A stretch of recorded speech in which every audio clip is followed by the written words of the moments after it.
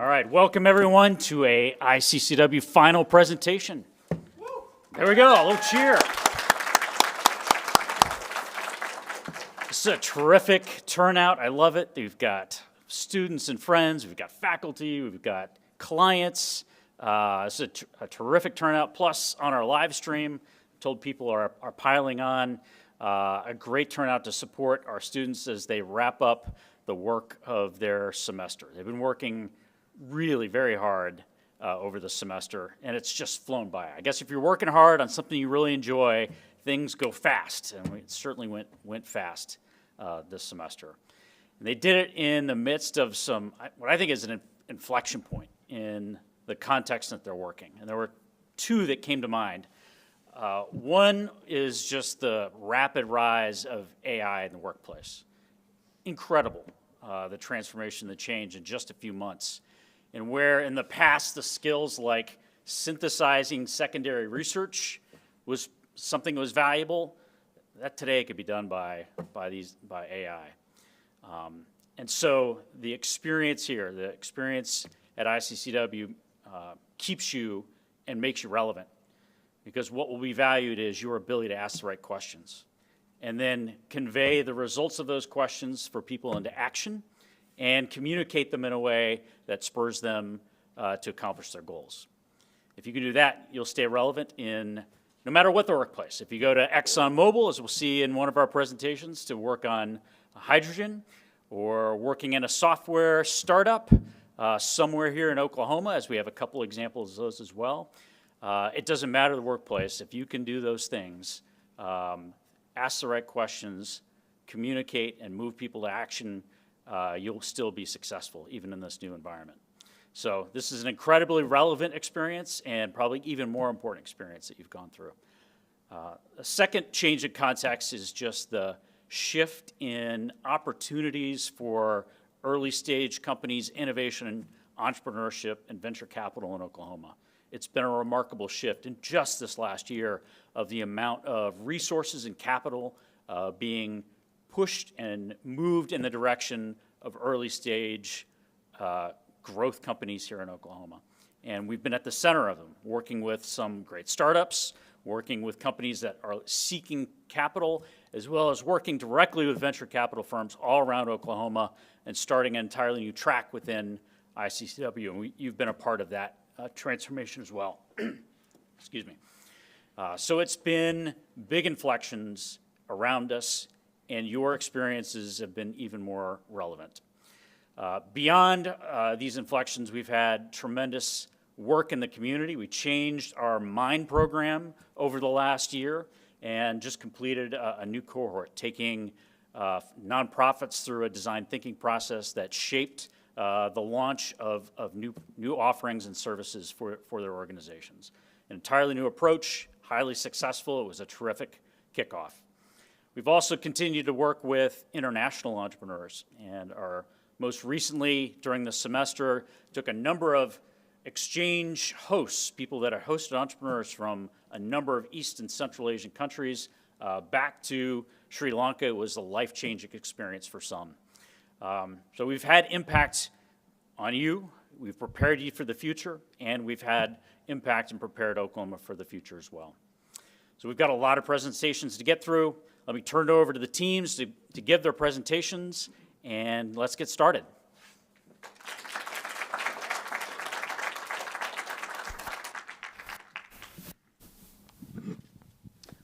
All right, good afternoon. We have the privilege, of introducing the Software Business Accelerator team. My name is Jonathan. I'm a consulting team lead. And I'm Tina, and I'm at the development team lead. So we just want to take a moment before the interns come out to appreciate each one of them and the great work that they've been doing this semester. First, on the business team, we have Brandon, who brings high energy to every meeting, is a blood donation icon, and brings so much research, you never know what you're going to get. It could be 2 pages, could be 10 pages. And next, we have Priska, who has an affable personality, makes connections everywhere she goes, which is great for interviews, but she's still afraid to interview her neighbors. And then we have Luca, who's the first man in history to bring his research handwritten on an actual sheet of paper, using ancient methods to solve the newest problems facing the world today. As for the development team, we've been following I-CCEW values. One of the things we've been practicing is time management. And one thing we always say to each other is to be there or be square. So in honor of this, I'd like to recognize my team members in order of who was the most there versus who was the most square. Starting with the most there was Maria, who would always show up to meetings hours beforehand. She was also the most competitive, if you couldn't already tell. She could pick up a bowling ball for the first time in her life and somehow manage to beat the entire team. Next up is Becca, who was the most calm of the team. Sometimes she could show up to meetings and she could just somehow whip it out. And with her calm demeanor and quick wit, she could always get away with it. Next up is Jamshed. He was the most creative of our team and is responsible for many of the features we came up with. I'm honestly super jealous of how fast he can code, and someday I hope he can pass that to me as well. Last off, our most square, our parallel parker in meetings, and our most parallel in meeting and our always stuck behind a train is Steven. Despite being the latest or the squarest member, he's also the most detailed member. I once caught him counting little pixels on his screen for designing his Figma. And if that wasn't crazy enough, you could see how many Diet Cokes he can drink in one day. And lastly, I'd also like to recognize Danielle, our bootcamp instructor. Without her, we would not be where we are today. She actually flew in from Florida today. She's actually right over there.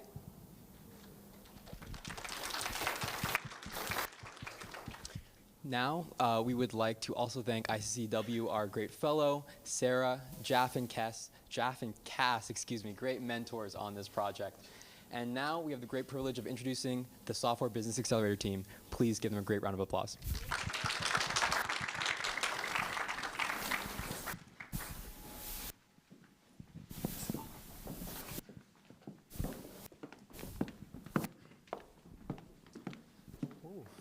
Testing. All right. Well, hello, everyone. I want to just quickly thank you for taking the time out of your day to come listen to our presentation today. I think I can speak on behalf of all the I-CCEW interns when I say that we're so very excited to be presenting our research and our hard work today. We are the Software Business Accelerator team, and this semester we've had a privilege to work with a neobanking startup out of Tulsa, Oklahoma called Totem. Totem aims to provide banking services and financial education and bring it closer to Native American communities that are so underrepresented in the industry. You can kind of see there's a lot of people here on stage, and that's because our team is divided into two separate groups. My name is Luca, and I'm part of the business team, alongside with Friska, And Brandon. those are our developers. Maria, Jamshed. Steven. and Rebecca. Over the course of the semester, the business team has interviewed over 10 people and surveyed more than 30 people, all in hopes of gaining valuable information about Totem and about our target market.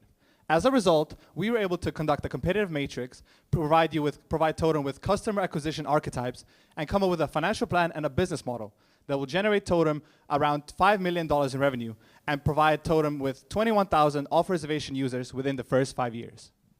The developer team created approximately 10 different Figma mockups, and from those 10, we chose 6 different features to convert to Flutter, features that are fully functional. We chose these features based on the fact that if Totem chooses to integrate them into their current application, it'll greatly increase the customer acquisition and engagement. Our client, Totem, is a neobank providing banking solutions to the Native American community. As a neobank, its platform is completely mobile and has identified this target market due to the unique financial issues they face, the first of which is being unbanked. Native Americans are 4 times more likely to be unbanked and travel 3 times farther than the average American. In order to address this problem, Totem has taken advantage of its mobile platform, which will provide users accessibility from anywhere. Next, we see a lack of credit. Native Americans are the highest demographic to be credit invisible. We see this in our surveys also with about 45% of respondents not having a credit card. In order to address this, Totem has created a credit building tool, which is currently in its beta phase, which will allow users to build their credit through the use of their app. Based on Totem's research, our team has then been tasked with looking at the off-reservation Native American population. In addition to being unbanked and lacking credit, this demographic also lacks financial education, making it more difficult for them to manage their finances. Totem can address this problem by providing financial education specifically in the point of view of the Native American. In addition, we also see a difficulty with benefit access. Many Native Americans struggle with knowing the benefits available to them in their tribes. Our interviewee, Lucienne Harjo, who is an educator in the Norman Public Schools, has stated that she often sees students and families struggling with knowing about these benefits and then having the needed requirements to apply for them. Totem can integrate a feature into their app that'll place all the benefits available to Native Americans in one place. And if the Native American users do not have access to a CDIB card, they can also integrate a CDIB card application process into their app. Lastly, we see an overall problem of cultural disconnect. About 78% of Native Americans are living off reservation. This often makes it more difficult for them to be immersed in their cultures, leading to an overall sense of disconnect. Different community involvement features they can integrate are things like the Learn and Earn feature or also the Deals and Offers feature. The development team and the business team decided on these features based on the archetypes that were researched, and from this we were able to look at the market of Totem. So our client Totem asked us to target the off-reservation Native population. Through market analysis, we have identified a 4.7 potential user base for Totem. Using the US Census Bureau, there's approximately 8.7 Native Americans, 4/5 being off-reservation. With the neobanking app industry being between the ages of 18 to 25, we've decided to further divide that into age groups. With the breakdown we see as under 18, 18 to 24, 25 to 44, and over 45. Through that, we've identified 3 archetypes best suited for Totem's unique features. The low financial archetype is maybe a college student or someone fresh out of high school that may not know, say, the importance of a credit card, but then they also have the accessibility of scholarships or grants to help them along the way. However, having access to those benefits is hard, says our surveys. Excuse me. We see difficulties receiving benefits, and one of our interviewees, Katie, she's actually an on-reservation Cherokee native, and also a student at OU. She stresses about the involvement necessary in order to figure out what benefits you may be able to receive, or figure out who can help you acquire those benefits. Next, we have the first bank user. This is someone that's younger, more of the high school range, that has minimal financial experience. In this experience, they don't really know much about banking, but they are digitally inclined, which is perfect for Totem in that they are a neobanking app, which is digital only. We also see that within this age range that there is families that help influence those decisions, with 30% of our interviewers saying that they decided to pick their bank because of their family. Lastly, we have the Add Switch bank user, which is someone that's not low financial experience, nor are they first bank user, but they are maybe having a significant life event, such as marriage or moving or getting a new job that requires them to get a new bank. We see that acquiring this new bank, they seek for convenience or an ease of use, which is perfect. Also within this archetype, we see that there's a financial security amongst them, and that they want to find ways to support their Native community.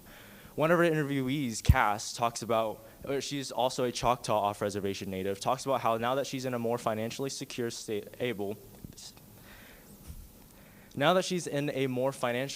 situation, she wants to be more mindful and intentional with her money and how she can support the Native community.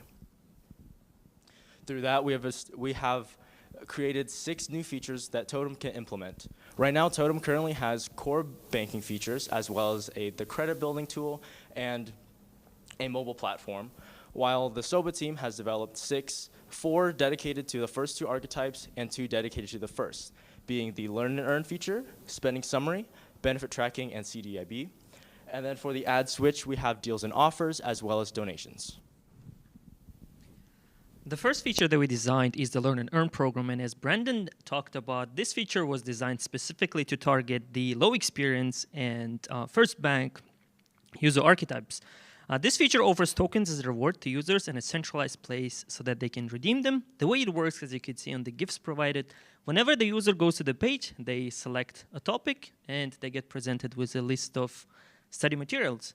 Upon the completion of the study materials, the user will be able to take a quiz, and if they complete the quiz successfully, the user will receive tokens as rewards. And later on, these tokens can be redeemed at partnering businesses through cashbacks or discounts. We've also developed a spending summary to help users keep track of their budgeting goals. Now, this is a particularly helpful feature for those in the low financial experience and first bank archetypes, as they may not be as accustomed to managing their spendings and limiting their budget, but this is still a helpful tool for anyone to use. Now, this feature displays the distribution of the user's spendings through various categories, such as shopping, travel, food, and displays those as a pie chart. And upon tapping each colored section of the pie chart, it takes them to a more detailed list of that category. And within that detailed list, it shows the exact amount of money spent in that category, as well as the transactions where that money went to. And throughout the entire feature, it shows how much of the user's budget has been spent in each category, as well as the total. Now, this spending summary has been designed as a homepage widget so that the users will have convenient access to this spending summary as soon as they log on to the Totem app. Another feature that specifically targets the low experience and the first bank archetypes is the benefits feature. This feature can be located on the existing resources page of Totem's application through a widget. Once the user navigates to this feature, all the benefits available to Native Americans will be in one place. And if they want to cater the searches towards themselves specifically, they can search for different keywords. If the user does not have access to a CDIB card, which is often needed to qualify for these benefits, Totem can also integrate a CDIB application process feature. This will also be located on the same resources page and will list all the steps to apply in easy-to-read steps. Now, the next feature is the deals and offers page, and this feature was created to target the archetype of add users with add or switch a bank. So this feature can promote Native American-owned businesses and incentivize users to add or switch a bank. Using this feature, Totem can partner with local Native American-owned businesses, and in return, those businesses can offer discounts or cashback to the users. And when the user goes to the page, they will be able to see those deals offered. And this can help incentivize those users and increase the app engagement. A combination of both of these things can increase community involvement among Native Americans. The last feature we have implemented was the donations feature, which allows users to make donations as well as monthly subscriptions to the organizations that belong under certain tribes. The users have access to read further information of those organizations they're interested in giving donations to, and they have an option to make monthly donations to them, to those organizations, which will further support the Native American community long term. All of these features provide sort of a unique value for distinct users on the Totem platform. And our competitive matrix clearly shows that there simply isn't a one-stop solution when it comes to Native Americans and their financial health. While there are existing neobanks that tackle the accessibility problem, such as Chime, we probably all know it's one of the biggest neobanks in America, none of its features are particularly tailored towards Native Americans. On the contrary, we identified the Chickasaw Community Bank as a bank that focuses around Native Americans. However, they are limited in their accessibility since they are a physical bank with no mobile platform. One of our interviewees also claimed that she wasn't very satisfied with the customer service at that bank, which is another factor that Totem needs to take into account.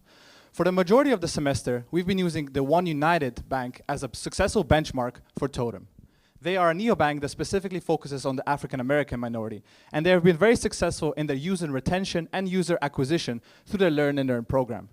We've also seen on their platform they're very engaged with promoting African American businesses, and they've been a successful benchmark for us to use when we're doing research about Totem's issue. But how does this play into the Totem ecosystem? We've identified three main stakeholders in the Totem's business model: the Native American tribes, the Native-owned businesses, and the off-reservation users. The relationship between Totem and the tribes is pretty simple. The tribes will receive additional new users and more engaged users through the partnering with Totem, as well as kind of stepping foot into the digitalized world. Many of the smaller tribes, according to our research, they don't even have a website or a mobile app. With Totem, they will. In return, those tribes will provide Totem with access to the tribal network, as well as information on certain benefits, scholarships, grants, relief funds, etc. Now, the second stakeholder are the native-owned businesses, which we spoke about briefly. The relationship between them is pretty simple. The businesses will receive exposure and marketing efforts through the Totem platform in exchange of offering cashback opportunities or cash discounts to the Totem users. Now, of course, we're assuming that these businesses will even want to partner with Totem. But after a brief conversation with Richard and Amber, the founders of Totem, they've assured us that they're already working on establishing these relationships. Last but not least, and arguably the most important stakeholder in this business model, are the offer reservation users. Our research shows that the $35 is a standard acquisition cost for gaining each new user. And when Totem is able to acquire a certain standard base of users, then we can start thinking about referrals. Our research also shows that most neobanks acquire 68% of their users through referrals, and that will come at a cost at $100 per user. Now, in return, those users will provide Totem with interchange revenue. Every time they swipe a card, they receive a certain percentage. Now, we account for that as $270 per year per each user. Now, of course, we are assuming that the spending habits and spending patterns will replicate the ones that we see in our surveys and mimic also the industry standard. Over 21,000 users are expected by year 5, which will generate about $5.7 million for Totem. This is based on the interchange fee of $269 per user and 3 main costs that we have identified. The first of which is financial education, which will be an upfront cost recorded in year 1.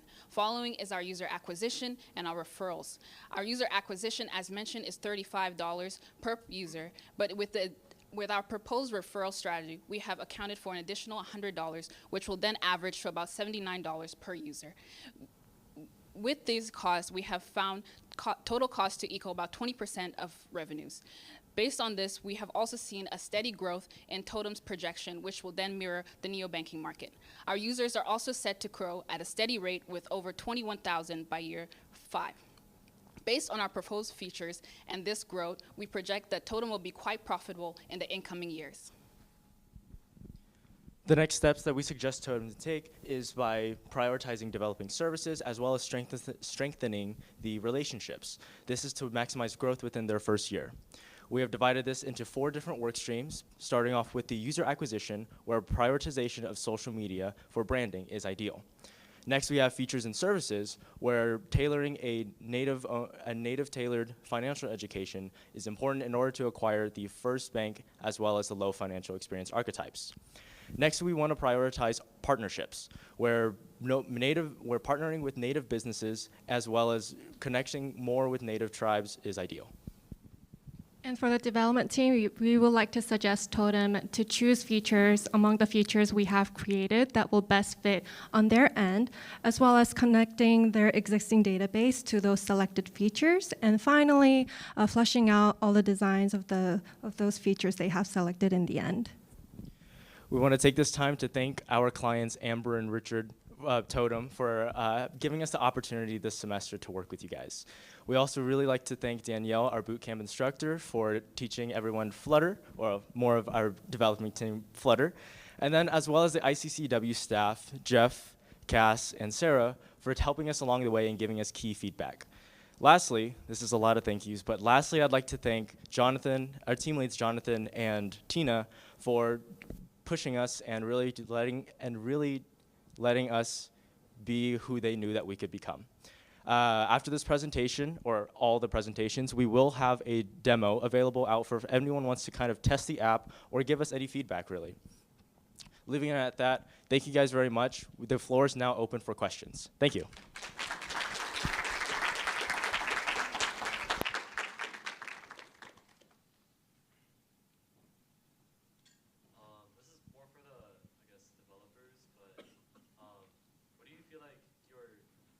What was your favorite thing, and what was the most challenging thing about using Flutter to develop this application?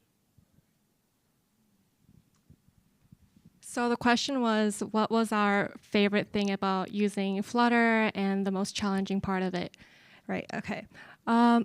This is coming from my personal experience, so they might have different answers, but personally, I thought Flutter was very easy to understand and implement right away, since it was very similar to other front-end languages like HTML and CSS. And we really like the fact that Flutter, because it is a cross-platform development language, it can be used in both Android and in iOS applications. So it could be very handy. And Totem already used Flutter in creating their own applications, so that's why we have started using Flutter as well.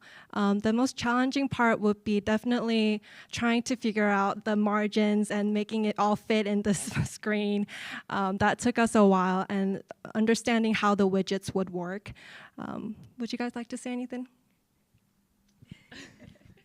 Well, it really made the whole process easier because Danielle was our boot camp instructor. She was infinitely patient with us. Sometimes our progress was slow, sometimes we did so much, but without her feedback, we would definitely not be here today. She made us learning Flutter, which might have taken so much longer than it actually did, and we were able to catch on to it really quickly thanks to her.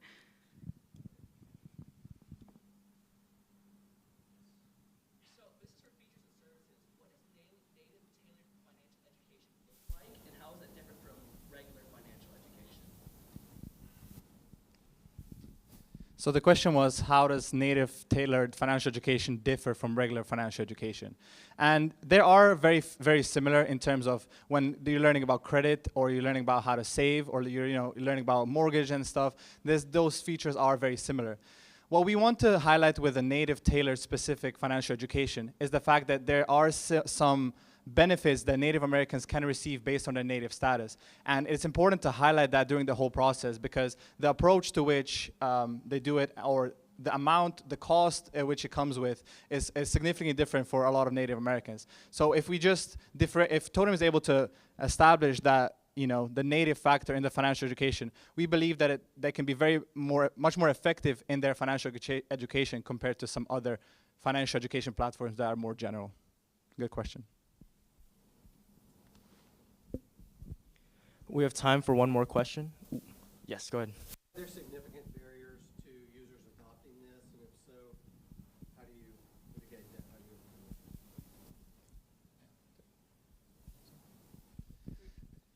So the question was, are there significant limits to how the users will react to this, or significant limits to how the users were engaged with the platform? And with our archetypes, as we identified, they differentiate by age, and we are targeting specifically kind of more digitally inclined users. So from the perspective of getting familiar with the platform, we don't expect any significant issues. Now, of course, once you kind of increase the age to which you're tailoring the platform, there could be some technological limits, and some people are more technologically savvy than others. But in terms of starting off and getting the initial user from 18 to 45, we don't expect any technological issues with the platform. So I hope that answers your question. more in terms of trust and acceptance?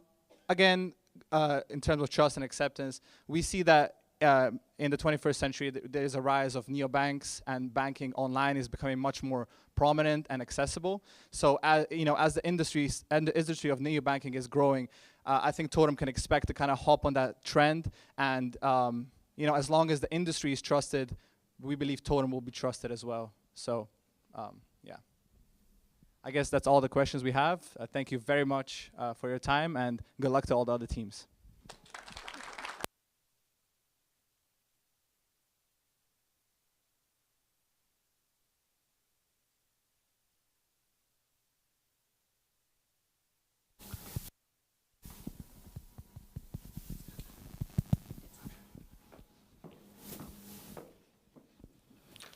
Hi, everyone. This semester, I have had the honor of being the team lead for the social entrepreneurship team of the 2023 spring semester cohort. My name is Christabel Afari Aqua. I am a senior studying psychology, pre-medicine, and I have a minor in management information systems. My last semester here at OU has been nothing short of a learning experience, and a fun one, and this is partly attributed to the social entrepreneurship team. Through the ups and downs of our project, each team member reminded me to appreciate each moment. This is with Daniel, one of the 4 team members, always wowing us with his storytelling abilities, going to the extent of parking his car to write down quotes, creative quotes that came to mind in the moment.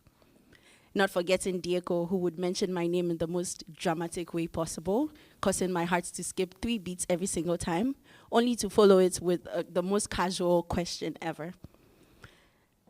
Not forgetting Mona, who wowed us with her amazing belly dancing skills, and would laugh so infectiously that the whole team would burst into laughter at every single run through, and we would have to wait for everyone to calm down before continuing. And then there's Ahmed, who chose to dress formally to every single team meeting after he mistakenly dressed informally to a progress review. And also turning down the brilliant idea of a team bonding leg day gym fun because Fridays are my chest and triceps days, he said. This whole semester has been an amazing one for me. It has been filled with a lot of challenges that we overcame as a team. And getting to see this team, the siblings, which I like to call them, grow into what they are now is a privilege that I'm very grateful to I-CCEW for.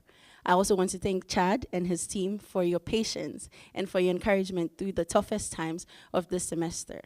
Thank you so much, I-CCEW staff, for always answering my questions, to Hadassah specifically, for tolerating my late night texts and encouraging me to keep going with the team and to encourage them when they were feeling down themselves. Now, without further ado, I would like to present to you the social entrepreneurship team.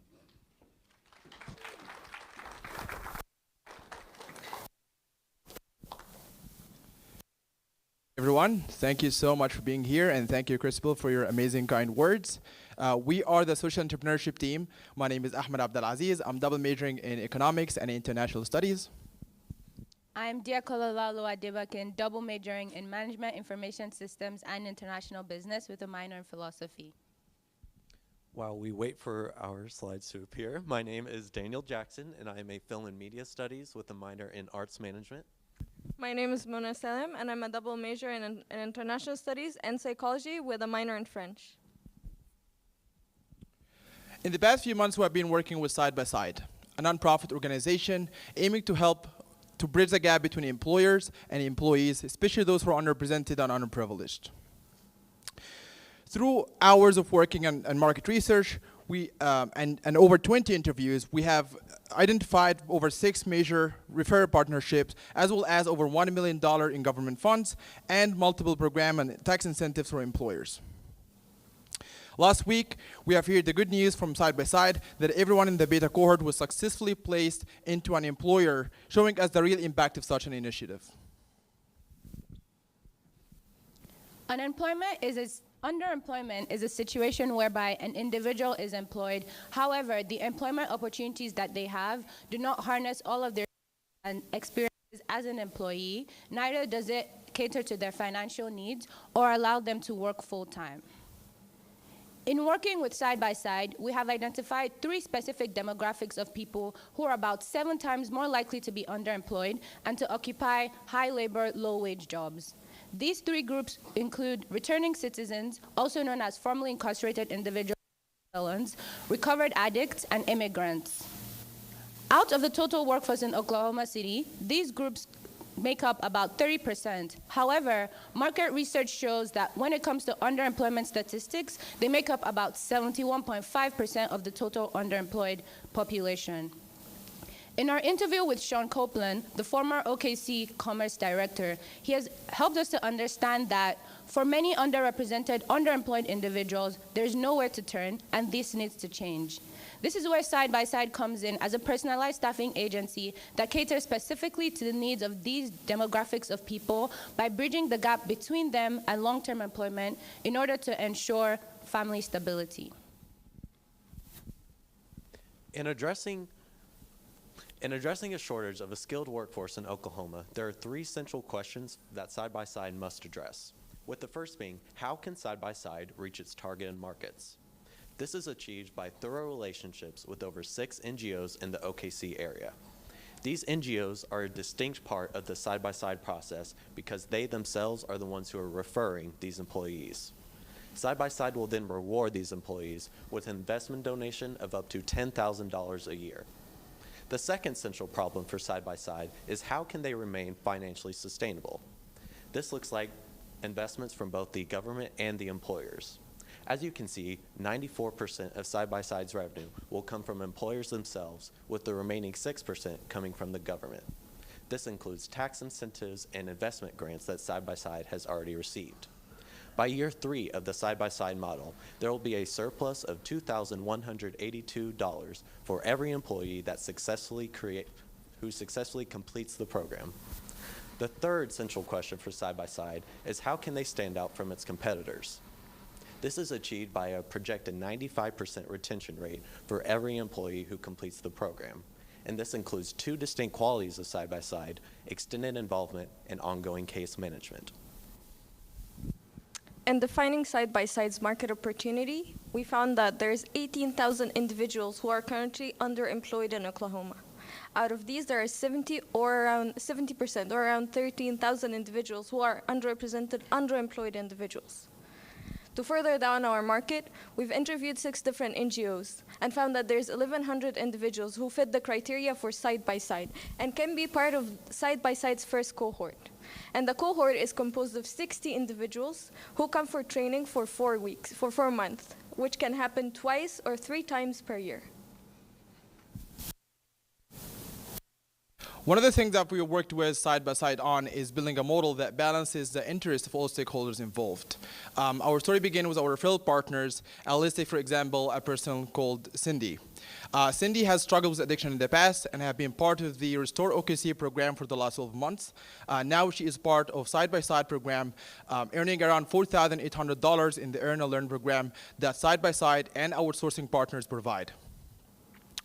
Side-by-side will then work with Cindy in order to refer them to an employer that fits their skills and their needs. And along the way, the state government and the federal government will be both supporting side-by-side and employers by tax incentives and grants. In order to ensure the success of each of the employees that come to side-by-side, there should be an important focus on the data-driven, research-based model of governance. As Cindy comes to side-by-side, she will be met with a 16-week training. 8 of these will be with side-by-side, and the other 8 will be with the employer. She will also have different access to resources and support programs like the child care and the ongoing case management. The ongoing case management is a collective effort between side-by-side and the NGO in ensuring the training success for each individual. Additionally, our market research shows that side-by-side should focus on more support, like extended involvement. The extended involvement means that the individual is not just supported until they reach employment, but also further into their workforce success and progress. Another is hope-based program, and hope is a psychological term that describes people's ability to be resilient and adapt, which can help them succeed in their lives and increase retention rate by 95%.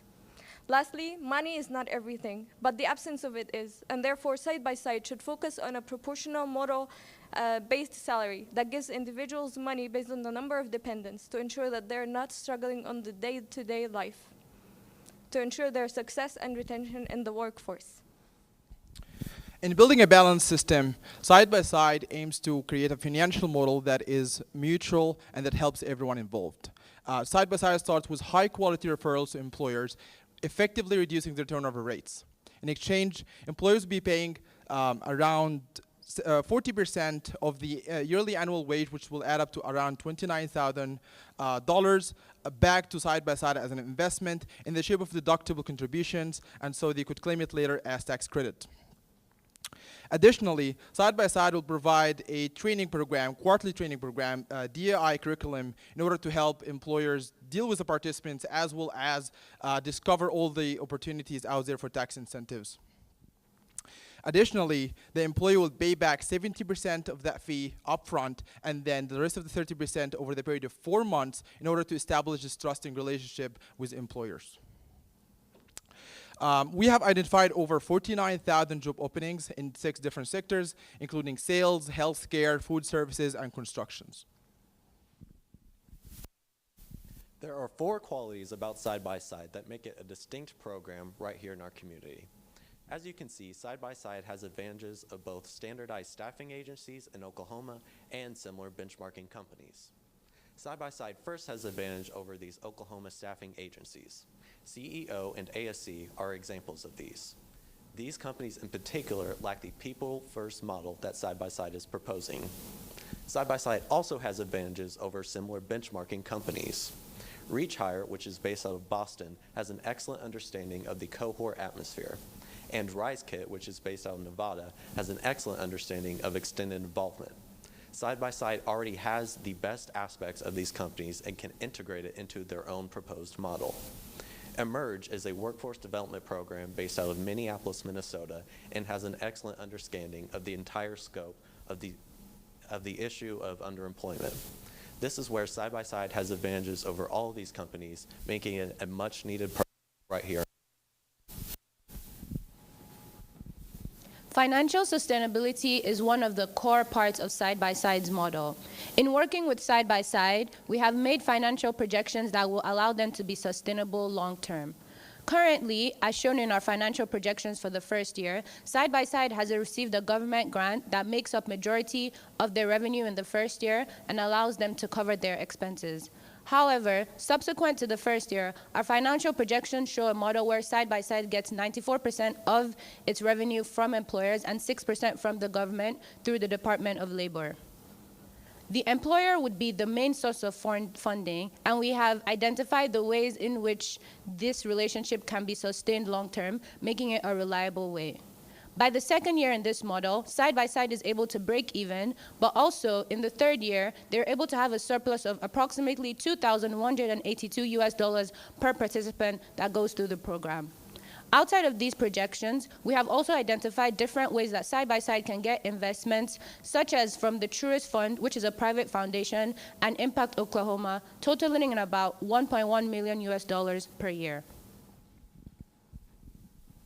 Side-by-Side is a growing program and has great potential to become a prominent workforce development program right here in our community. The next steps for Side-by-Side include 3 central factors: funding, marketing, and programming. This includes finalizing streams of revenue, promoting themselves as a brand, and gathering data and insights for future cohorts. On behalf of the entire team, we'd like to first thank Chad Jordan and the entire Side-by-Side team for allowing us to work alongside you this entire semester. We'd also like to thank the entire I-CCEW staff, especially our fellows Sarah and Hadassah, for always contributing to our work. We'd also like to thank our amazing team lead, Christabel, for always pushing us and being there whenever we need.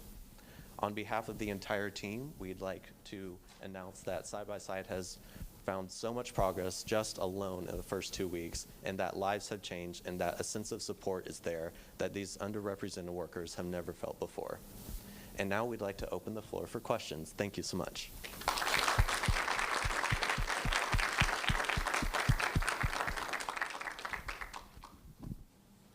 Yeah. Apart from long-term unemployment, what are the other benefits that this program offers? I'd like to refer, so your question would be the social impacts beyond just employment. And I'd like to refer to the 4th draft slide. So here, there are many social problems that Side-by-Side tackles. One of these is that Side-by-Side tackles the fundamental problems that cause child neglect, which is a big problem in Oklahoma. Other than that, there's also the recidivism rate, which is the rate at which individuals go back to prison because they don't have an employment to support them in their lives. There's also the relapse rate, as they target individuals who are struggling with addiction and those who are recovering addiction. And employment is one of the key factors in retention of this rehabilitation area and recovery.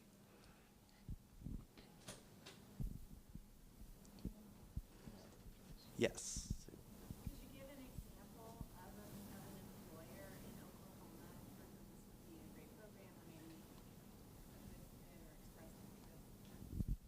Your question is about an example of an employer in Oklahoma that would be a good fit for someone who passes through Side-by-Side's cohort. So I'll go back to the example that we used of Cindy. So in one of our interviews, we talked with Chris Fleming, who works with Embassy Suites Norman, one of Side-by-Side's employer partners.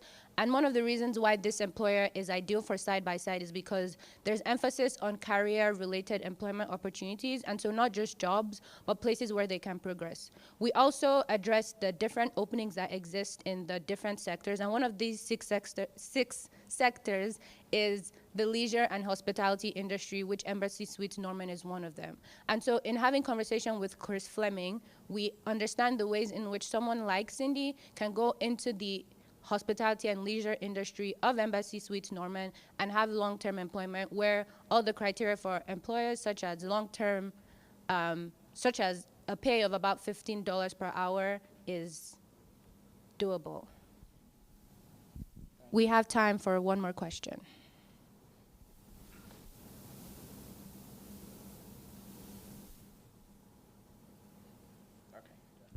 Tell us about any validation you've done of this question about your employer paying for the employee. All right, so thank you for your question. Your question was, do we have any validation of how much the employer is willing to pay side by side for their service? While we do not have direct word with employers themselves, we have conducted market research showing us how the standard staffing agency would charge anywhere between 15 to 35% markup. And given the unique opportunity that side by side have and the unique extended involvement program that you do, along with them being a social welfare program, meaning that any money that will be paid to them, the employer could claim it back as donations. That would allow us to go up to 40%. So we are very confident about this number.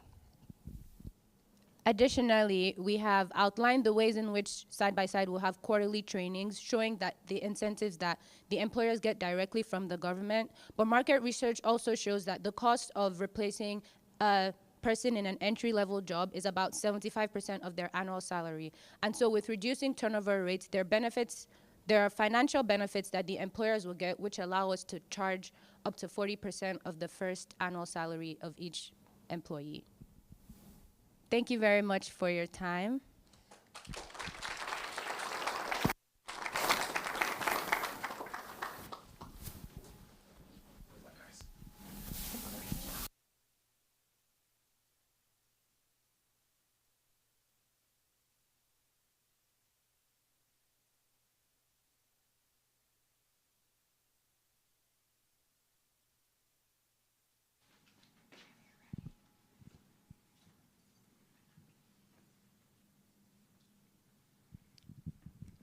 Hello, my name is Blake Winchester, and I'm here to give a quick showcase of our project for the OKC team. So my name is Blake Winchester, and I'm an MBA student. I've been working with a team of other MBA students, Kingsley Uzagor, Rochelle Richmond, and Jordan Neal, who unfortunately couldn't be here today. But we have been working with co-founders Colleen Sellers and Denise Albert with their startup company, My Cancer Family. My Cancer Family is a startup cancer health support company, and they are going to be releasing an app this year to help support the needs of cancer patients, their families, and everybody affected by cancer. Throughout our research, we have interviewed about 12 people, including the American Cancer Society, various end users, and Stevenson Cancer Center, to get their insights in what people in the cancer community need and how My Cancer Family can service those needs. So when looking at My Cancer Family, we first looked at the features and technology that the app will be offering. My Cancer Family will offer the unique feature of financial resources, including access to grants and navigation of financial resources. Cancer takes a toll on people's personal finances and the finances of family members, so having access to these in a centralized area will be very helpful. My Cancer Family also offer content for health and wellness for people going through cancer, to help them cope with chemo or help them with their mental health, and help them find peace while going through cancer treatment. And the backbone of My Cancer Family is the information offered and the support offered through the online platform. There's a lot of information about cancer online, with about 77% of articles containing misinformation. So having a centralized place for people to look for information will be very helpful. And My Cancer Family also offer community support through the application and by helping connect people to local support groups. Some of the main problems My Cancer Family is facing is issues with getting users to adopt the application. To help this, My Cancer Family will be catering to 5 unique archetypes, while competitors only cater to about 3. My Cancer Family will also struggle with differentiating itself with about 5 competitors in the market with very similar features. My Cancer Family will mitigate this by offering financial services and a tested products feature, which about 70% of the market would value. My Cancer Family finally has to overcome to break even and reach profitability. We have projected that My Cancer Family will reach about $3.6 million worth of profit by its 5th year by acquiring about 700,000 users. We have found that the market of My Cancer Family is about 54 million individuals total. This includes 5 key archetypes of caretakers and their family members, cancer survivors, people who just got diagnosed with cancer, and people receiving treatment for cancer. Within this, we found about 30% of the market would be likely to use a mobile health app. And from this, we found that about 5.9 million people would be the key user base of My Cancer Family, providing the majority of its revenue, with power users and heavy users using the app once a day or multiple times a day. And finally, My Cancer Family, we found that My Cancer Family should break even with about 3 years. This is with year 0 being the app development, and years 1 and 2 being the growth of the app. We found that My Cancer Family should acquire about 700,000 users by releasing their app on the iOS store and then the Android App Store, giving them a profit of about $3.6 million by the 5th year. We have given the project a net present value of $5.2 million based on these projections. Thank you so much for listening. We'll be having our presentation in Oklahoma City next week, May 4th, and please get on the Eventbrite to RSVP. Thank you, everyone.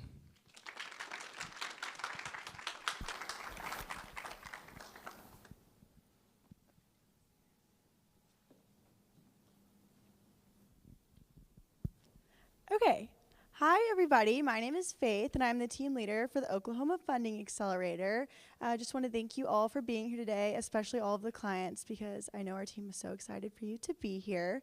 Before I get started, just wanted to do a little shout out for everybody on our awesome team, starting with Melanie. Melanie came to every meeting with so many good insights and such a good attitude, and she really enjoyed her project.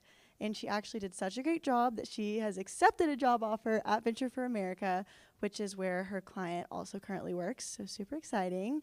Woo! Next we have Luke, who came and was such a good leader. He really developed his leadership skills and communication skills, everything a good leader should have throughout the semester. And he will be taking my spot next semester. So he'll be the OFA team lead in the fall. So if you're an intern in the fall, good luck. Should be fun. Next we have Derek, and Derek could not have gotten a more perfect project with his real estate background and his project real estate background, and he has excelled all semester with his knowledge and his insights, and his project is so great because of it, and I know he's loved working with Zach. Next we have Abdallah, who has improved in so many different aspects throughout the semester and really is just overall more well-rounded. Since boot camp, he has just grown so much, and I'm so proud of him. And finally, we have Abdulmed, who is probably the smartest person I've ever met and has somehow managed to make carbon offset business and all of that jazz more understandable for me, and all of this while getting his PhD. So he is a superhero. So yeah, I'm really excited for you guys to see all their hard work and what they've been working on all semester. So give the OFA team a hand.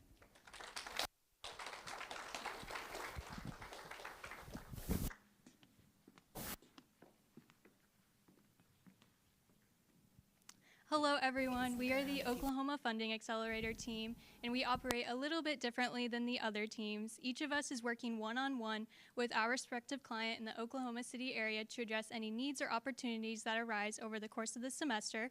My name is Melanie. My name is Luke. My name is Derek. My name is Abdullah. I am Abdullah Mead. Our team lead is Faith, and we have been working with fellows Hadassah and Sarah. This semester, I've had the privilege to work with Mandy Ford Argo, who is the founder of Hive, a subscription platform with on-demand tools to help startup founders establish culture. With her background at Venture for America, Mandy has found that employee turnover can devastate a new startup, and she is looking to create Hive to address this lack of overall culture. She's currently looking to secure funding and build out her C-suite team. The current product offerings addressing culture are not curated to the specific needs of startups. So Hive will come in and serve as the chief culture officer for these first-time startups, saving founders an estimated $1,400 in employee turnover costs overall. Hive will target those Series A startups that have the discretionary funding to support a subscription like Hive, and they also are looking to hire their first-time employee during the Series A stage, so they need to have a well-founded culture to support this first hire.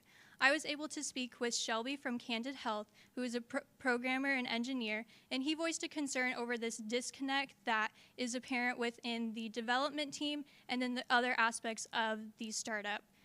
When you're developing an app, it's easy to just be on the development side, but he wanted to see a more connected culture, and he said that having tools to support this would be advantageous to both his team and other startups he's worked for.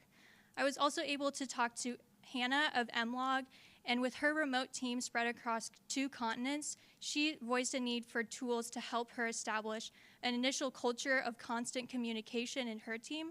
Her team is now successfully working towards Series B funding, but in that initial stage, they really needed to know each other well enough, even on Zoom, to make sure that the team could fully develop in the future. Hive is looking to enter a $30 million market overall, and they will start in the $2 million market in Oklahoma.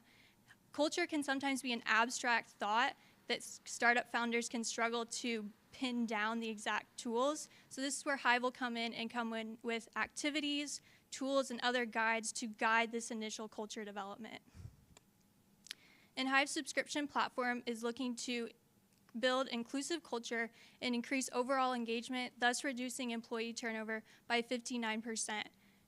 As I said, Hive will target those Series A startups with a subscription of $150. I was able to benchmark this with other interviews and found that this was both a price that is available to startups, but is also below other culture apps like Hive.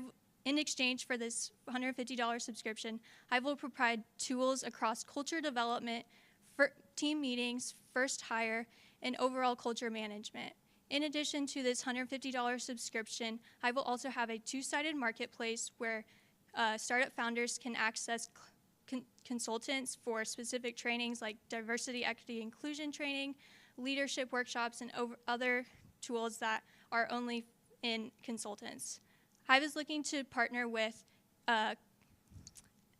accelerators and incubators in the area to build out that initial customer base, and with cohorts of 10 to 20 startups in each cohort, they can find a large customer base.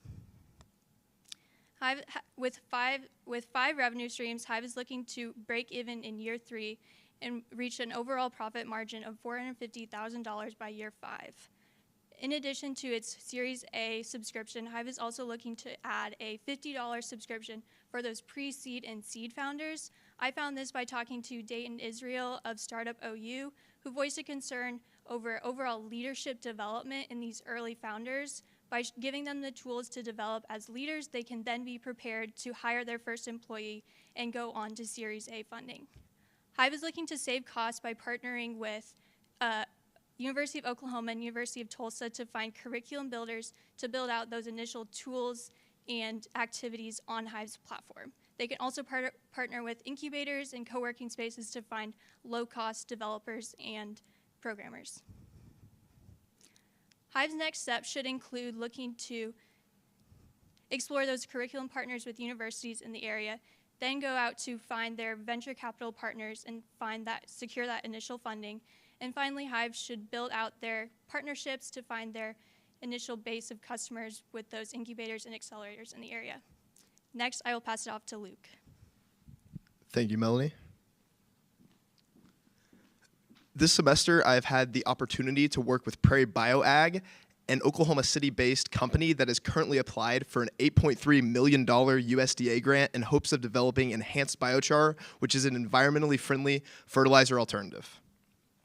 So, what is enhanced biochar? Enhanced biochar is essentially biochar and compost, which are combined to make the enhanced biochar product. Biochar is biomass, such as like tree limbs and wood chips, which are heated at an extremely high temperature, which then yield the charcoal-like substance, biochar. This has a whole host of benefits, such as it decreases your water usage and improves your soil quality, and is also great for the environment. Prairie BioAg can not only enter the biochar market, but can also enter the fertilizer market when marketing this as a fertilizer alternative. In the graph on the left, you'll see the estimated fertilizer market is about $30 billion with a 7.7% rate of growth, and the biochar market is $200 million with an estimated 16.8% rate of growth over the next 5 years. The growing interest in biochar was bolstered by two informational interviews that I conducted with biochar companies, the first being Pacific Biochar. They said that about 90% of their product goes towards agriculture producers, and over the past few years, they've only seen interest grow. I also spoke with Canadian Agrichar, a company that typically sells biochar in small quantities. However, they've actually been approached by a large number of agricultural producers seeking to see if this is a viable alternative to switch to. So due to the market size and proximity, Prairie BioAg should seek to target organic farmers and produce farmers. In the pie chart on the left, you'll see the breakdown of the total target market farms. This was obtained via an interview that I conducted with Professor Heilun Zong, a soil scientist who is super well connected with farmers all throughout the state about their soil needs, and who has done extensive research himself on biochar. He said that due to yield rates, wheat and corn may not make sense. However, these organic and produce for farmers would make a great target market. Ultimately, fertilizer costs are about 1/5 of a total farmer's input cost, and farmers cited affordability as their main key issue when considering a switch to this product. So in order to make this product more affordable for farmers, Prairie BioAg should look to enter the carbon credit market and then streamline their carbon credit process. Carbon credits ultimately can provide about $40 of additional revenue per ton of enhanced biochar produced, which will be great in lowering costs and making this attainable for farmers. In order to do this effectively, Prairie BioAg should seek to partner with Carbon Future to streamline this entire process. Carbon Future handles everything from your lab testing to your certification to your sale for a total end-to-end process, unlike other companies that are overseas that may only handle the certification and only handle the sale. Ultimately, this will simplify the entire process. So Prairie BioAg can reach a profitability of about $500,000 by year 5 by marketing this product not only to those targeted agriculture producers, but also to your home gardeners or people that have vegetable gardens. In the graph on the left, you'll see the estimated profits and revenues from selling this product to those home gardeners, which is a very highly profitable target market to market to. And in the graph on the right, you'll see the breakdown of the revenues and profits of selling this product to those agriculture producers. Ultimately, by pursuing both of these revenue streams, Prairie BioAg can not only maximize their profit, but can also maximize their total revenue. As far as next steps, Prairie BioAg should look to partner with distributors such as like your local stores such as like Home Depot, Tractor Supply, and farming co-ops. They should also look to streamline that carbon credit process and ultimately pursue marketing avenues through websites such as US Farm Data, which provides a great breakdown of data of all the farmers throughout the state of Oklahoma, and even perhaps pursue some in-person marketing events via farmers markets. And with that, I will pass it off to Derek. Thank you, Luke. So Punnett Construction seeks to build a community of 15 duplexes right here in Oklahoma. My client, Zach Punnett, is president of Punnett Constructions, and they are a local family-owned builder and developer. So what is build-to-rent? Build-to-rent refers to the development of a community of homes designed specifically for long-term rental purposes. It offers a middle ground for renters who have a desire to live in a home, but may not have the economic means to purchase one quite yet. Punnett Constructions will focus on one of the 4 primary models of build-to-rent, which is duplexes. The other 3 models include small lot homes, horizontal apartments, and row homes. It would be beneficial for Punnett Constructions to prioritize the construction of the duplexes to cater to the needs of the target market of millennials by providing modern, energy-efficient, and high-quality rental housing options. If we take a look at some reasons why millennials would rent rather than own, we see reasons like high mortgage rates, inflation, student debt, and other things like ease of maintenance, where all they have to do is simply call up their landlord to get anything fixed relatively easily. Another thing that we can take a look at is the skyrocketing home prices, which have risen by over 13% compared to the mere rise in household income. There's almost an 11% gap, leaving many millennials unable to afford their dream home, therefore they opt to rent instead. Another key aspect to take a look at is what amenities do these renters look for. After conducting many interviews, I found low-cost amenities such as smart home technology to be affordable yet attractable. Pundit Constructions should focus on areas like Perkins, Cushing's, and Chandler as they fit the target characteristics. Zach is already familiar with Perkins as he has previous experience building in that area, and Cushing's is seen as an oil-wealthy town. All three of these towns fit the millennial age group, have relatively low price per acreage, and have little to no rental properties on the market, meaning less competition. And most importantly, all three towns are within a 50-mile radius of Edmond, giving Zach an easy commute each day to the work sites. So if we take a look at the financials, Pundit Constructions can expect a capitalization rate of around 6.9% per unit. We can calculate this number by taking the net operating income of one unit and dividing it by the cost to build one unit to get that 6.9% cap rate. This figure indicates there's potential for profitability and is above industry standards. We can also calculate the break-even point by taking the total cost to build all 15 units and dividing it by the total yearly revenue to get that 12-year break-even point. This aligns with industry standards. So the next steps for Zach and Pundit Constructions would be to complete the construction of the pilot project and begin the process of leasing out those units to validate the proof of concept.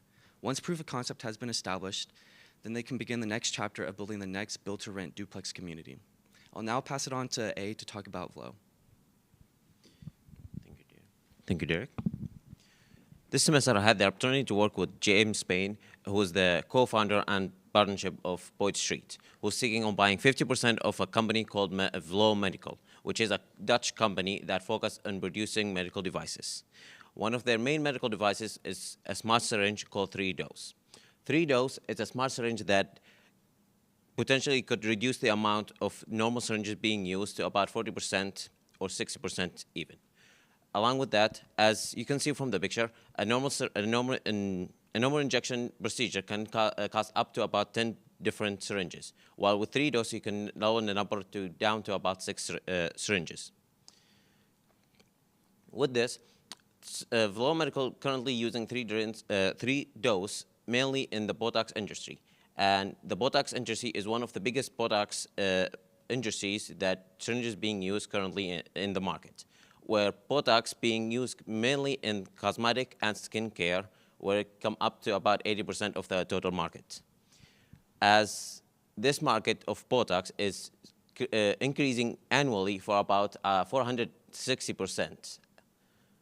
And just in Oklahoma, which is counted as one of the top 10 states that with the highest Botox use. Medical Vlo should start selling their products in the United States by partnership with distributors like Henry Chen or McKinsey, who can, in most contracts, they take up to about 10% of their total revenue. However, what Medical Vlo will be gaining from partnership with these distributors is the network and the social media advertisement of their new product in the United States, since it's not very known in the market currently, and it's kind of like a new product in the entire industry. As you can see in the financial plan, for the next with an investment of $20,000, Vlo Medical could come up to about a net present value of $30 million in only 5 years, and that only reaching 20% of the global syringe market. And that's only with the assumption of the syringe being sold for only $2. The next step that James should look at is seeking partnership with these distributors like Henry Chen and McKinsey. Along with that, getting the FDA approved, or another name to it is 510K approved, before bringing the syringe over here to the United States. And with that, I will give it off to Abdurrahman.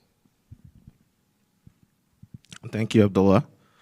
This semester, I've been working with Jorge Celis, who is the CEO of American Prime. American Prime is a company that helps farmers maximize their yield using remote sensing and data analytics. American Prime is looking to provide sustainable solution in the carbon offset market, and I've been tasked with the responsibility to recommend strategies for them to make market entry. So American Prime should focus on the $2 billion voluntary offset carbon market, which is the segment of the global carbon market where there is the opportunity for companies and individuals to buy and sell carbon offset as a means to compensate for their carbon footprint. American Prime will be targeting solving two major problems in this particular industry. If we look at the graph on the right, we'll see there is a significant gap between the quantity of offset that has been sold and the quantity of offset that has been retired. Offset retirement represents the amount and the value of carbon reduction that is actually done by this carbon offset project. So American Prime will be solving two major problems. When I spoke with Sachar from Silvera, one of the major problems that is causing this gap is the fact that there isn't any particular service that is able to accurately quantify the quantity of carbon that is stored in each of these projects. And also, there is a major gap between the demand of agro-based offset solutions than there is the supply. This was highlighted by Oli Crawford of Indigo when I spoke with her during one of the interviews.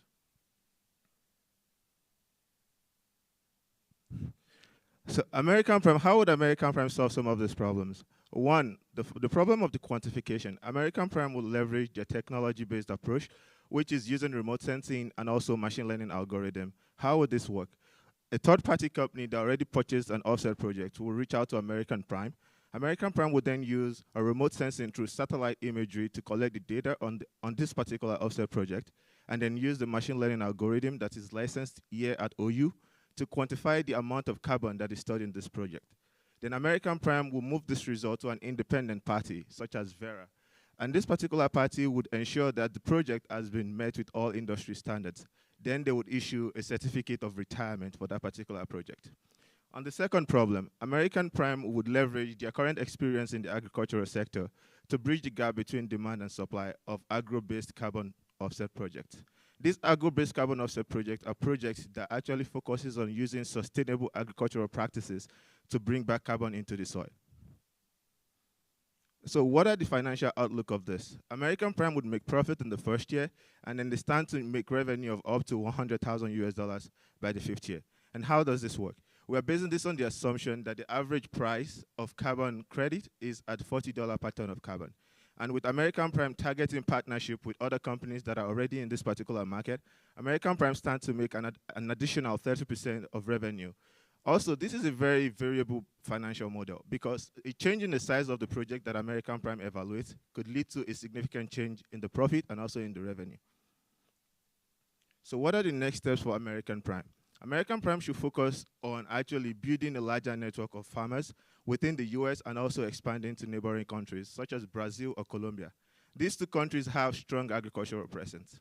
And second thing, American Prime should focus on strengthening partnership with third-party companies such as Indigo AG or Pachama or as well as Silvera.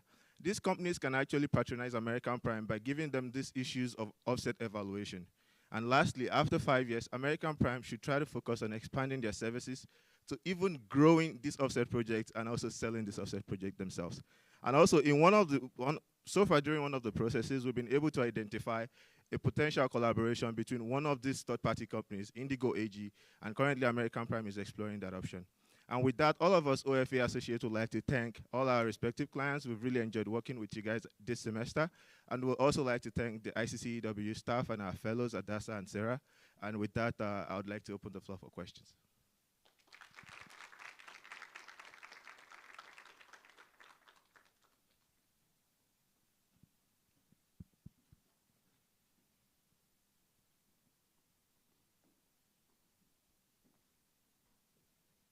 Okay, I see one hand. Yeah.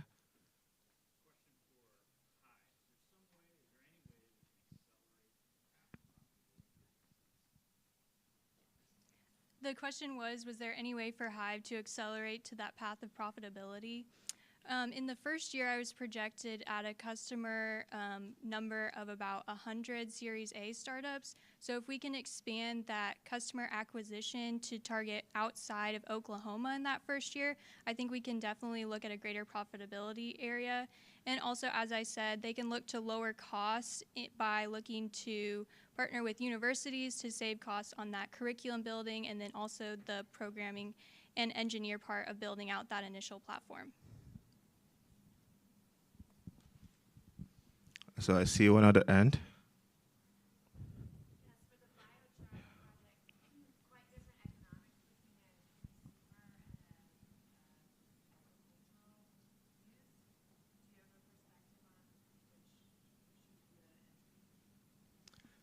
So your question was that the economics between like a consumer and then like an agricultural producer firm are much different. The perspective on the point of entry.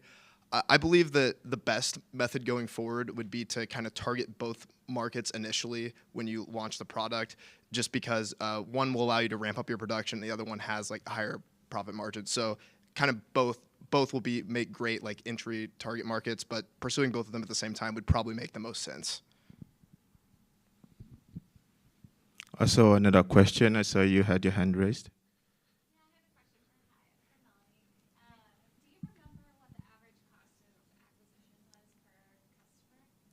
For a subscription as a service model, it's usually $200 to $400. So I was looking at that for the higher range subscription for that $400 for the teams of 10 employees. So if it costs $200 to add one, we're profiting at $200 on that one $400 subscription. So we have time for one more question. Was that okay? I don't see any other Rintu. That's you.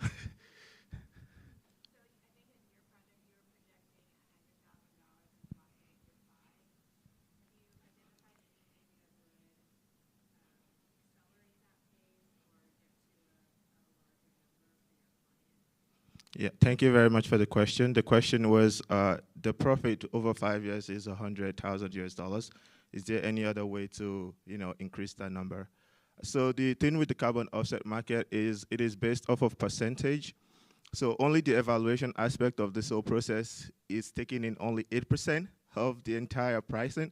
About 75% of the cost of carbon credit goes to the growers, which are essentially the farmers of this product.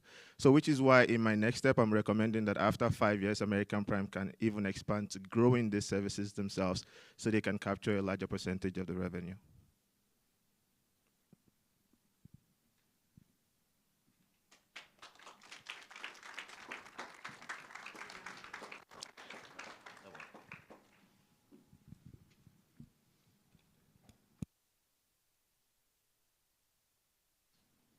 Hello everyone, my name is Shubhashri Sathe and I've had the privilege of being the team lead for the energy development team this semester. And I'm not going to speak a lot about their work because it'll speak for itself when they present, but I wanted to introduce you guys to my interns in the energy development team, starting with Hawa. Hawa definitely has had the steepest learning curve in this semester just because of how accepting she is towards feedback. From being the most timid person that entered the team to being on the leaderboard for bowling. She's full of surprises. Caden is a superstar when it comes to interviews. He's gone to symposiums, he's interviewed a lot of important industry professionals in Oklahoma, and he's quite competitive. For example, when he saw me trip and fall during laser tag, he said, "Oh no," shot me with his laser tag and kept going. Surya, I had the privilege of knowing Surya before, but as seeing him as an intern, he came scared about business, like NPVs and Excel sheets, but he's really grown throughout the semester and proved that I-CCEW is really for all majors. Lastly, Lincoln, he's quite the perfectionist. He's had his slides turned in like 12 hours before they were due. And if I pull up my recent call logs, his name would show more than my boyfriend or any of my friends. So he makes sure that all his questions are answered when he wants them to. So I also would like to thank our fellow Sarah, our staff members, Jeff and Cass, and our wonderful clients, representatives from ExxonMobil, Hayden and Carrie-Ann. So without any further ado, please help me in welcoming my energy development team.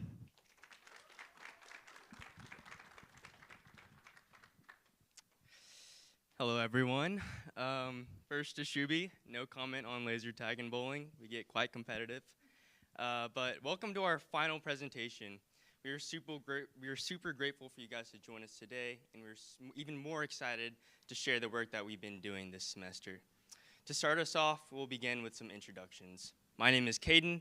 This is Surya, Hawau, and Lincoln, and we are the Spring 2023 I-CCEW Energy Team. With the assistance of our team lead, Shubi, and our fellow Sarah, we have been tasked with the project from ExxonMobil to identify global opportunities in the hydrogen space. Through conducting 15 interviews with industry professionals, including Matt Newman and Dr. Philly from Oklahoma's own Halo Hydrogen Initiative, as well as conducting secondary research through government articles and academic journals, we have built a framework to evaluate countries based on positive factors of implementation. From this, we have found Australia, Japan, and the Netherlands to be leading countries in the space, and furthermore have conducted financial analysis on potential projects in each of these countries, and have found the Netherlands to have the highest net present value at $367 million. Now we will explain this further and how we came to this conclusion. Hydrogen can be produced using a multitude of chemical processes and is projected to play a significant role in the reduction of carbon emissions by 2050. Hydrogen is an excellent energy carrier and can be produced using many abundant natural resources that are highly available and accessible in nature. To differentiate the different types of hydrogen, we use the hydrogen color spectrum. In this project, we will be focusing on blue, green, and turquoise hydrogen. These three different types of hydrogen can be classified using their carbon usage.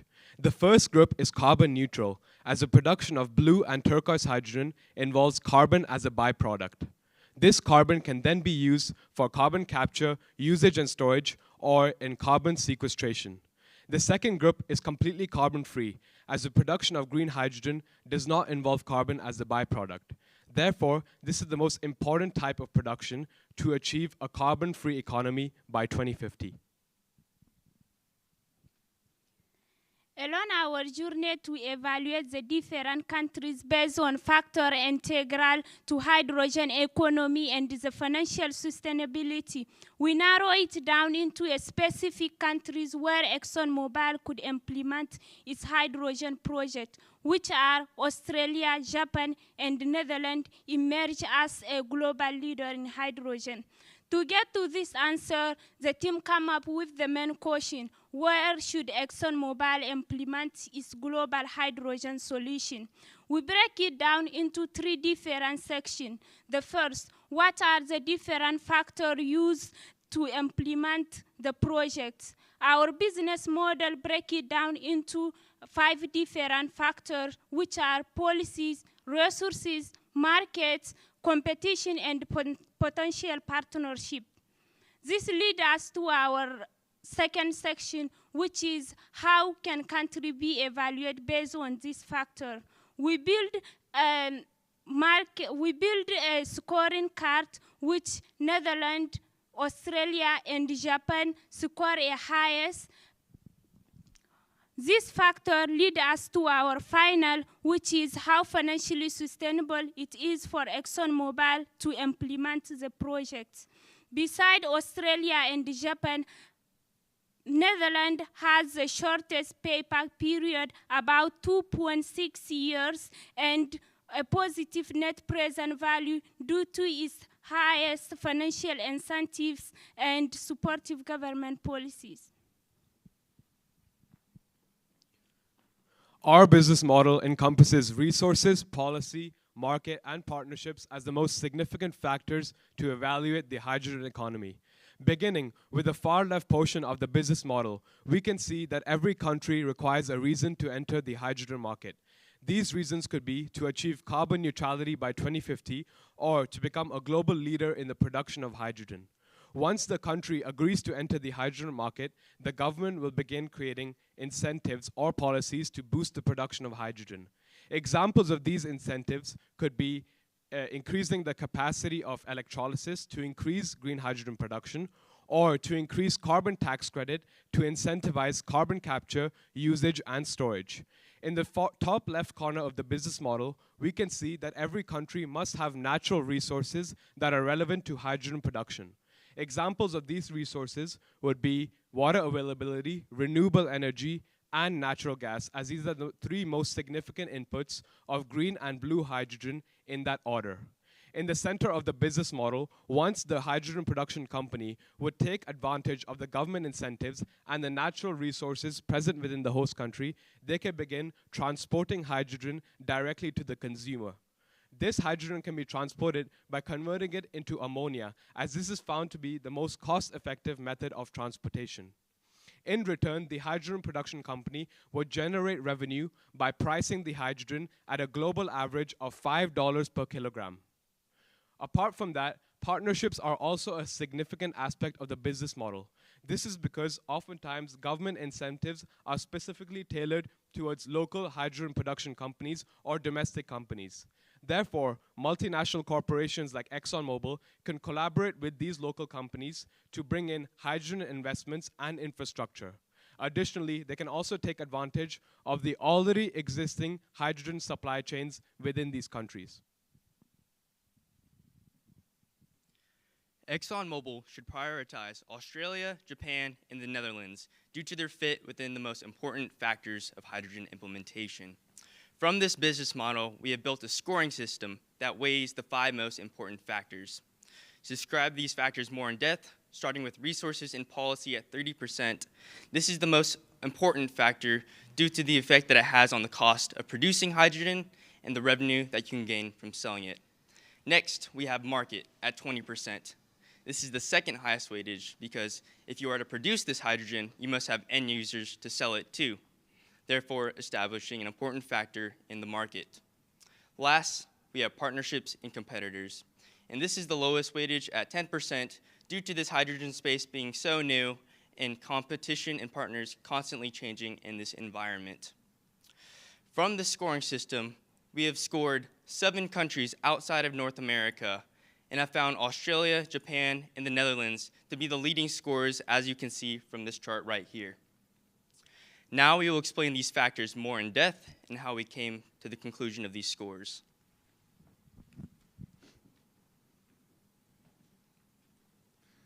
The main difference in resources between the Netherlands, Australia, and Japan is the accessibility to resources as well as the financial sustainability that is associated with them. One of the big problems with hydrogen is transportation. That is why having pre-existing transportation pipelines within each of these countries is such a great benefit for ExxonMobil to have. However, another strategy that certain countries are taking, such as Australia and the Netherlands, is building hydrogen hubs, which allows the entire hydrogen value chain to be centralized in one location.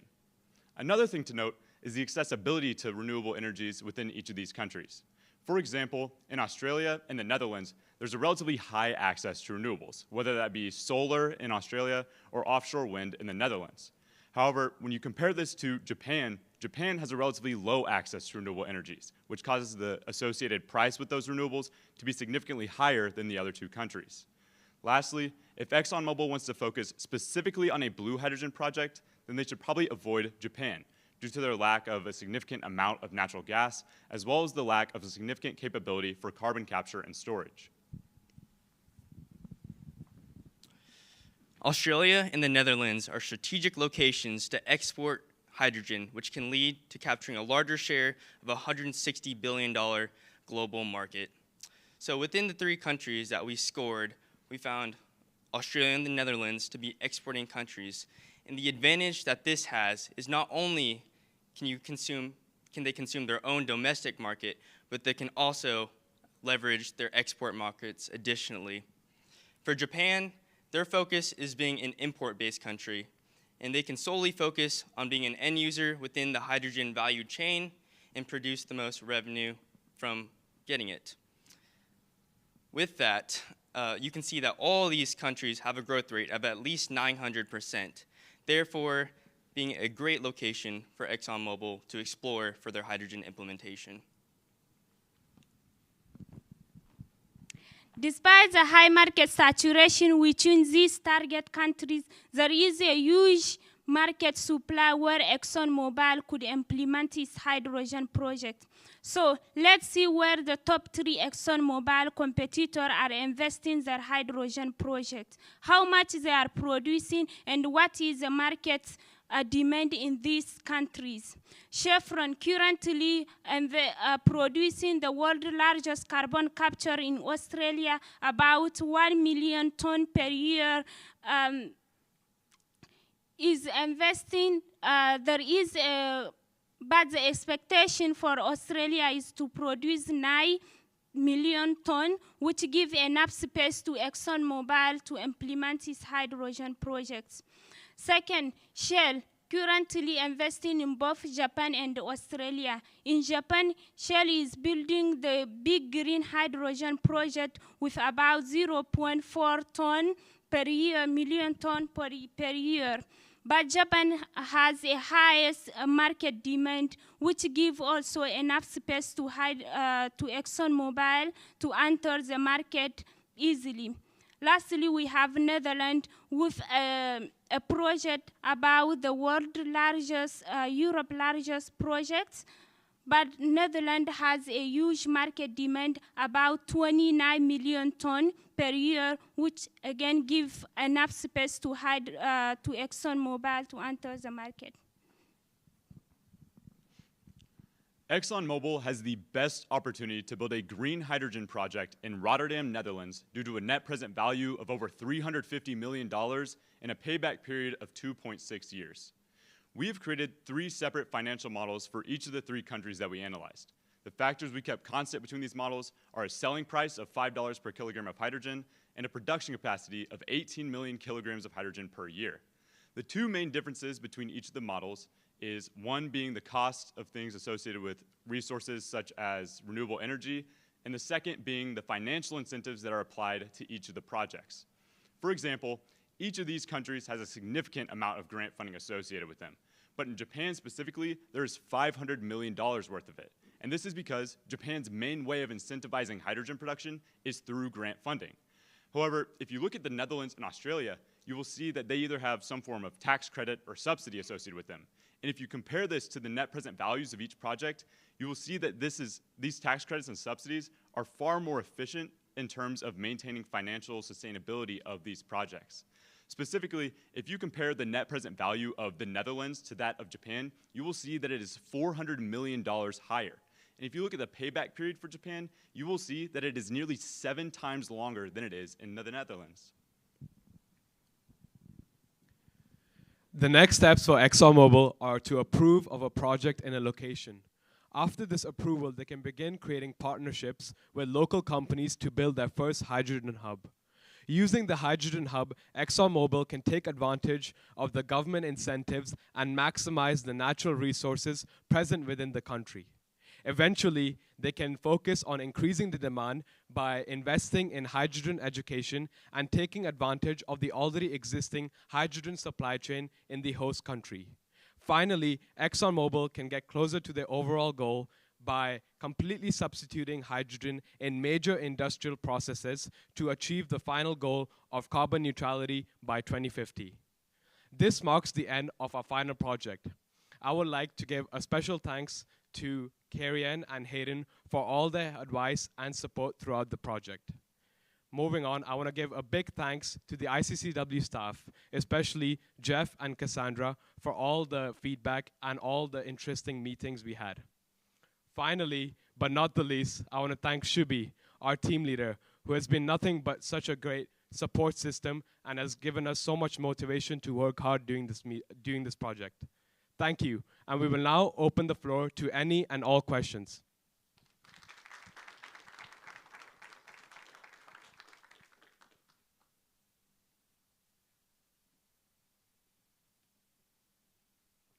Yes, Jamshed.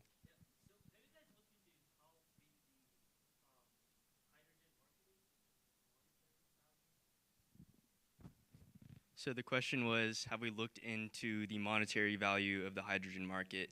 And from this, we found that it's a $160 billion global market. But to kind of expand on that and show you the industries that encompass it, most uses towards hydrogen today are going to go into feedstock processes like refining and ammonia, and this is to clean out impurities from natural gas on the refining side. And for ammonia, this is for fertilizer so that we can have food on the table to eat. Thank you for the question. Yes.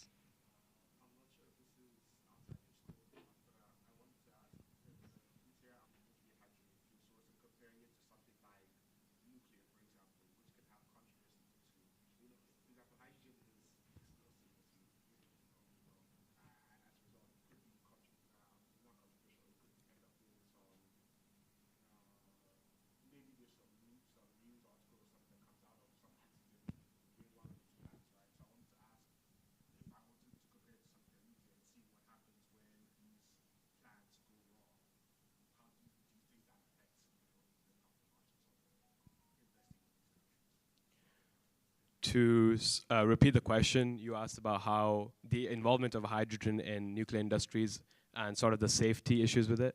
To be honest, that is a little bit out of the scope of our project, but I can explain that we looked at the end-use opportunities of hydrogen, as Caden said, in fuel cell vehicles and refining industries. We did not take a look at its end use in nuclear industries, as that seems to be a very long-term solution. For our client ExxonMobil, we strictly looked at extremely short term so that we can produce the hydrogen in hydrogen hubs and directly apply it to the industries. But thank you for that, and we will take a look at hydrogen's application in nuclear industries. Thank you.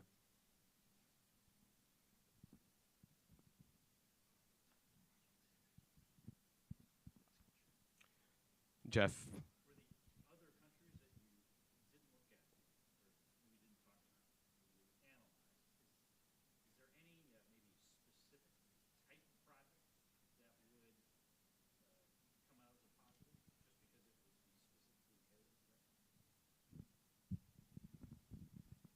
So your question was, are there any specific projects that would be beneficial in maybe a specific country where it would have all the resources available for a very specific goal?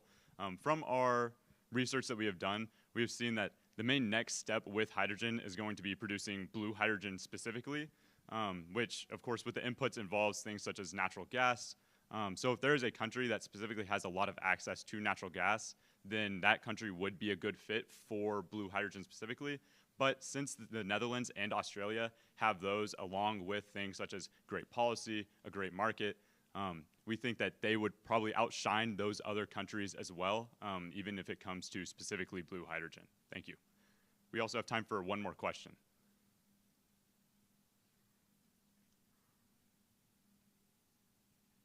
Yes.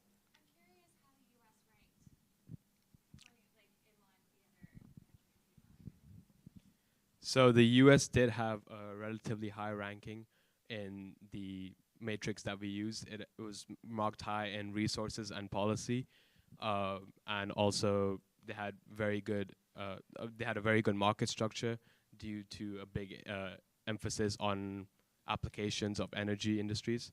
However, due to the scope of our project, we wanted to focus on countries outside North America to look at hydrogen implementation in international countries and see how business model or financial models can allow ExxonMobil to choose a project in a specific location. But we did look at US, however, we wanted to look at a more broader project. Thank you.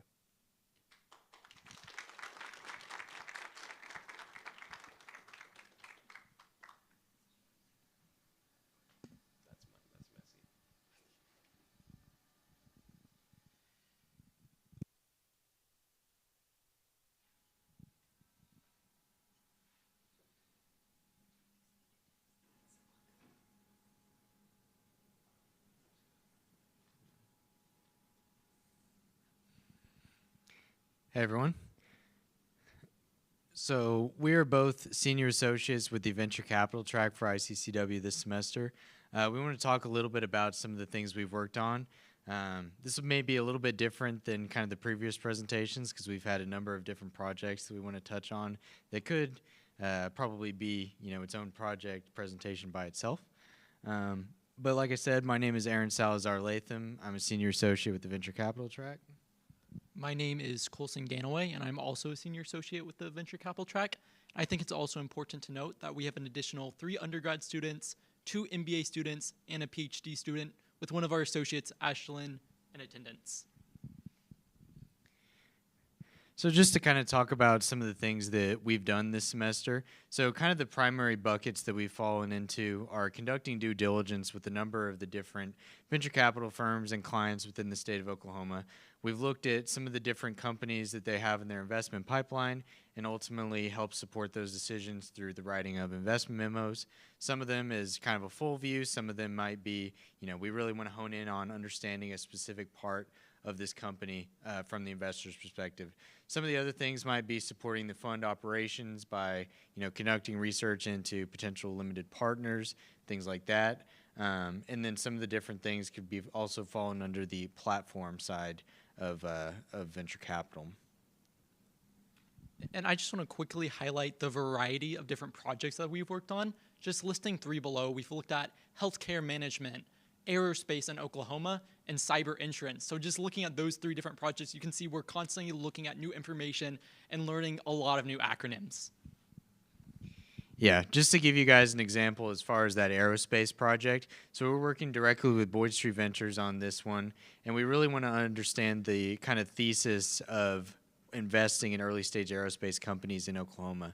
Obviously, that's a little bit different and more broad than specifically evaluating one company. So that kind of shows that, we looked at specific companies, but over the course of the semester, we had a variety of different experiences and different types of interviews that we wanted to conduct in order to accomplish those things for the clients.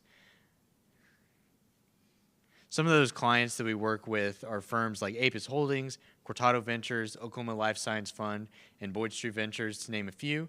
There's a couple others we worked with as well, but as you can tell, this is really the who's who when it comes to venture capital in Oklahoma.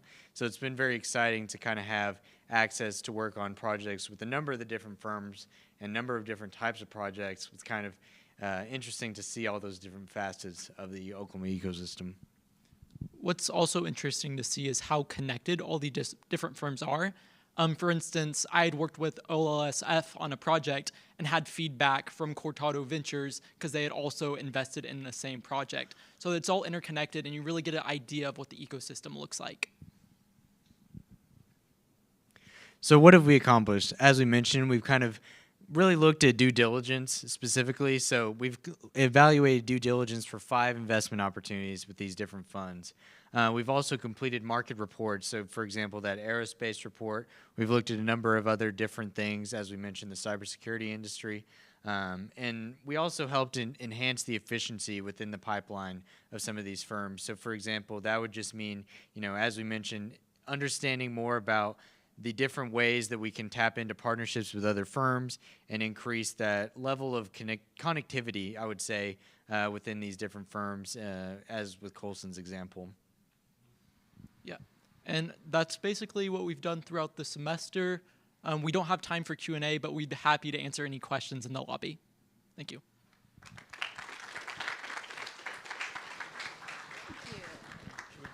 You can go that way. It doesn't matter. Okay, thank you so much. Let's give everyone another round of applause. So hopefully you saw just a snippet of the breadth of work that these interns have done this semester. We like to round out each semester's presentations by announcing our incoming cohort, some of which are with us today. So I will list off the names quickly. Please hold the applause until the end. If you're here, incoming interns, feel free to stand. We have Caitlin Cotelier, Ashlyn Darter, Susie Guerrero, Adam Holton, Demi Judah, Sarah Kate Lay, Jennifer Luwama, Vineet Madur, Taya Massey, Tadiwa Magwadi, Michael Pompenfuss, Luke Portman, Astrid Tran, Grace Trong, Sunny Wickramasher, Adesh Bohr, Bonke Magongo, Celine Pole Pole, Kamso Nwafor, Luke Jung, Teddy Diallo, and Basir Khan. Let's give them another round of applause. Some of them weren't able to join today because they're in class, but if you would like to attend our presentations next semester, you could come see their recommendations live. We also have an incredible group of incoming team leaders, some from this cohort, some from previous. So these are the interns that have gone through the program once and will be coming back to lead our incoming teams. So we have Maria Doan,